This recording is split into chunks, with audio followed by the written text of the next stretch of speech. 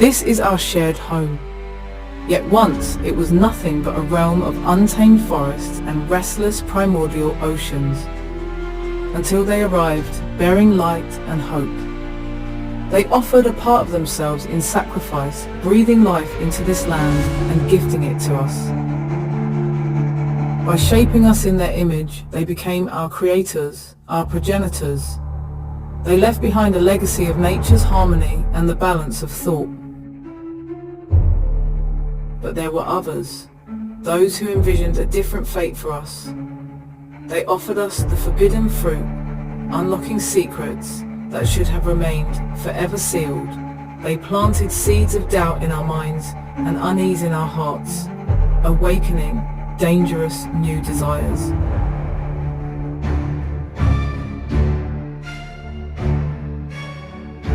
Brother turned against brother, and son raised his hand against father. Neighbor fought against neighbor, cities clashed, and kingdoms crumbled under the weight of their own rivalries. Thus, some came to rule over others, enslaving not just bodies but souls, stripping away the very essence of freedom. Greed took root in our hearts, and love for gold became the measure of all things. Vice and depravity overtook our bodies and minds, corrupting us from within. The thirst for power and the vanity of pride clouded our reason, becoming the most coveted and insatiable desires. From that moment on, we became prisoners of our own ambitions, blindly pursuing what would ultimately consume not just us, but the world around us. Then they returned to lead us back to the path that was meant for us since the dawn of time, offering one final chance at redemption by sending a messenger. They chose a maiden, pure in spirit and body, so that within her a new life could be conceived.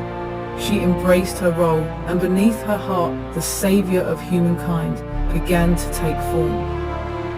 On the night of his birth, the heavens blazed with a radiant star, a sign heralding the arrival of our Saviour. When he came to understand his purpose, he began to teach us, conveying the will of our creators. But among us, there were those who, overcome by fear and doubt, betrayed him. They couldn't accept the knowledge that challenged their established order. They rejected his words, even as many sensed the truth in them, but fear of losing power was stronger. They condemned him, blind to the fact that they were condemning themselves. Driven by arrogance, they believed that destroying him would protect their world from change. But in doing so, we lost our final hope for salvation. Enraged by our actions, they descended upon the earth to reclaim his body and to judge us for our deeds. Their verdict was clear, unworthy.